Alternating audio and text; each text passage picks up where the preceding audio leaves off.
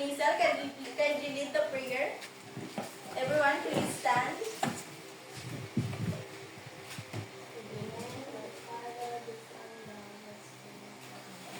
Prepare for the good life and future. Bless our teacher who far behind us. Bless our parents who work hard to support us. Bless us, help us to be more attentive, patient, and diligent to understand the lesson. But our teacher teach us. This is the prayer in the name of Jesus Christ, the Lord. Amen. Father, Son, and Holy Spirit. Good morning, class. Good morning, teacher. How are you today? Okay.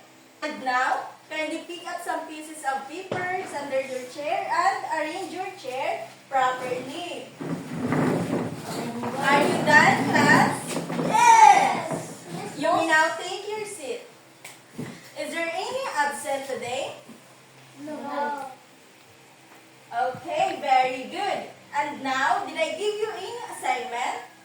Yes. Kindly pass it to the front.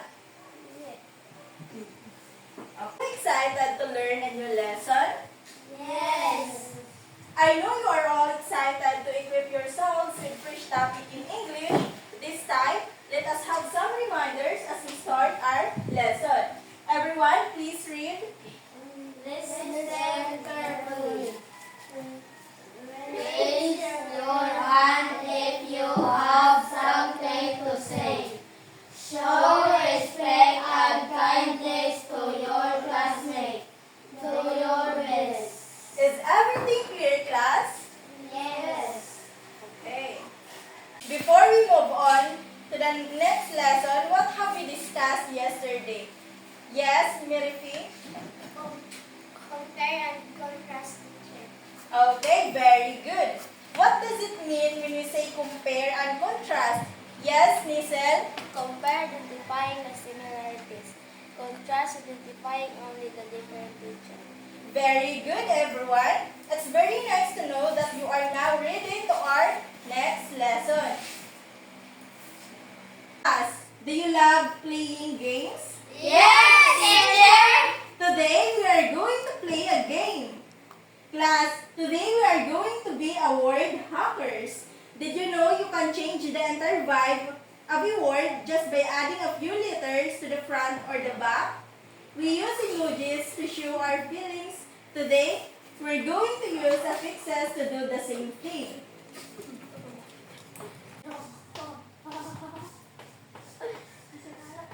Happy New Year.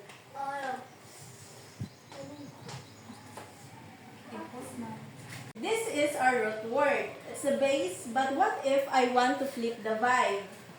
Let's look at the prefix box. A prefix goes at the beginning. I'm adding an. Who can tell me what an does to our happy face? And happy. Exactly. An means na. Everyone, on the count of 3, show me your unhappy face and shout the word 1, 2, 3. Unhappy. Happy din. Kind. Kind mo pagmahal. Now, let's try a suffix at the end. If I add ness, we get kindness. Again, if we add ness, we get again. Kindness. Very good. It turns an action into a thing, like a giant cloud of nice vibes. Everyone, show me your kindness pose. Alright, so class, did you enjoy our game? Yes, teacher. Okay, this morning we will discuss about affixes.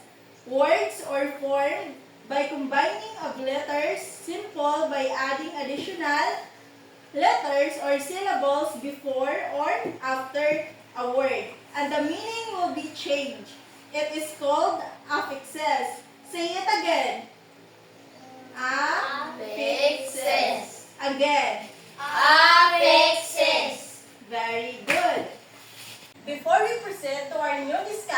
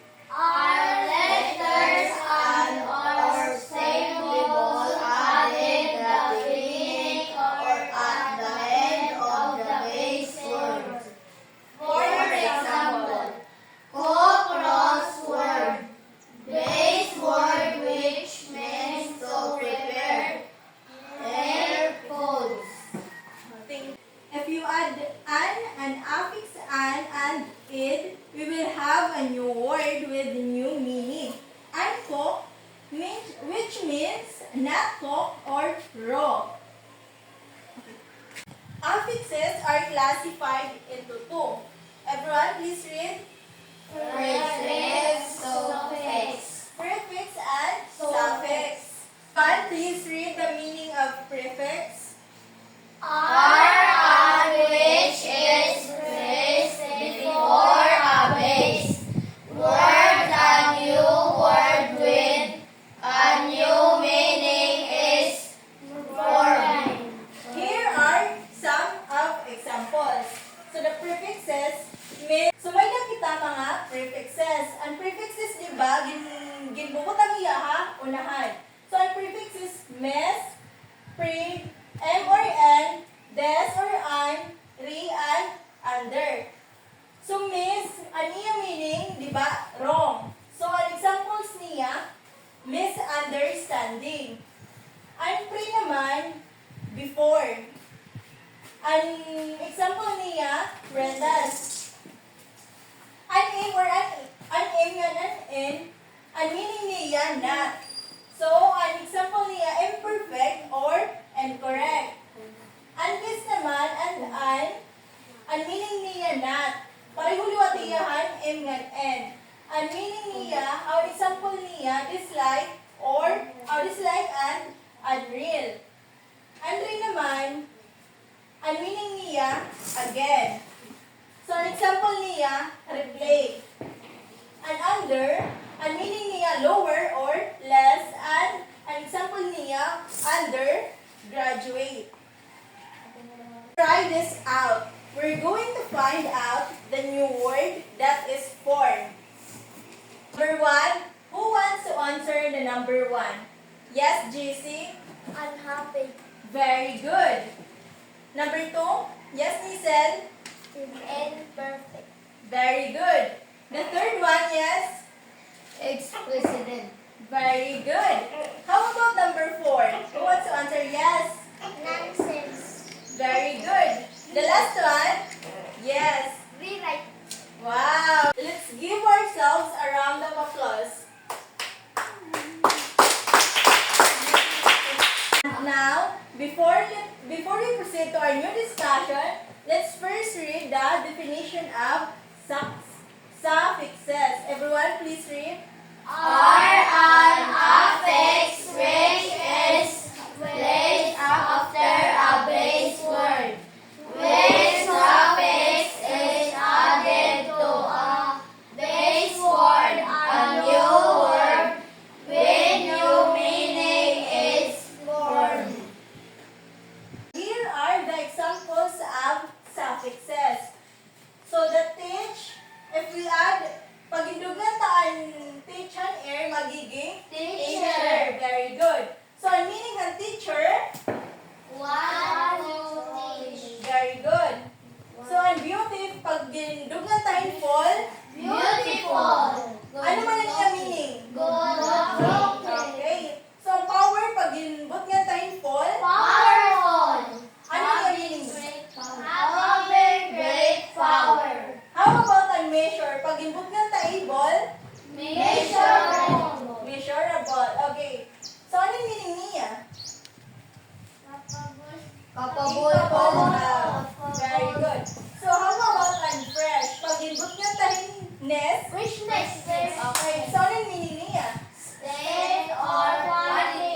Very good, class. One, do you understand the suffixes now? Yes, teacher. Okay, so now let's try more exercise. This is called match it. We will match the picture to its corresponding word. So who wants to answer number one? Yes, JC. This is the number one.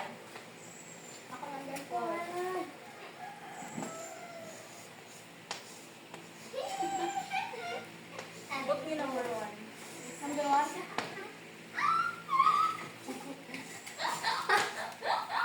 Quiet. How about number two? Who wants to answer? Yes. At the back. Answer the number two. This is the number two.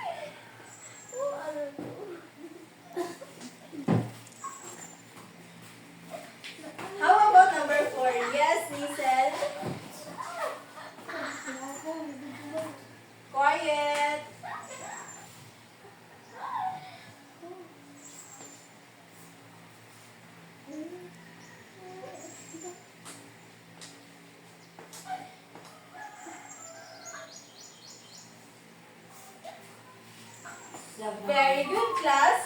All your answers are correct.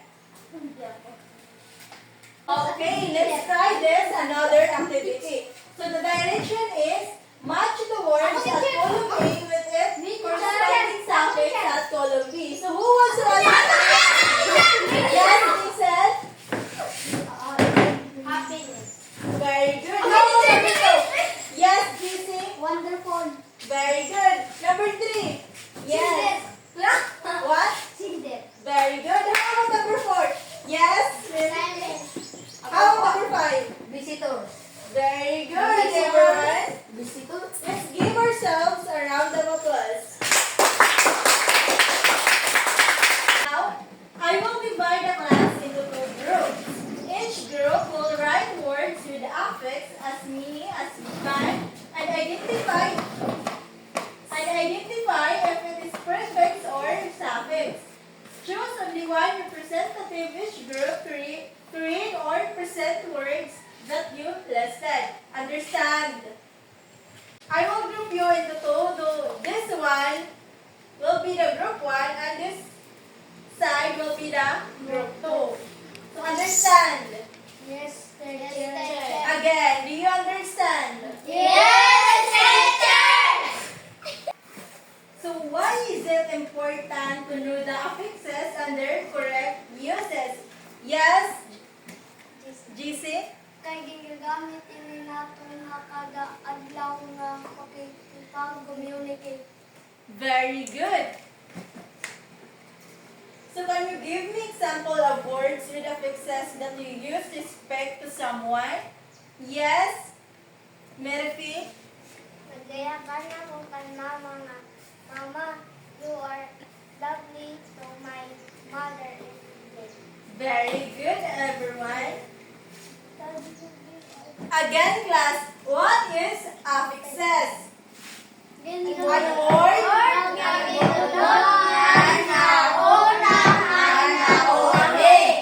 Very good. And what are the 2 types of affixes? Prefix and suffix. Very good.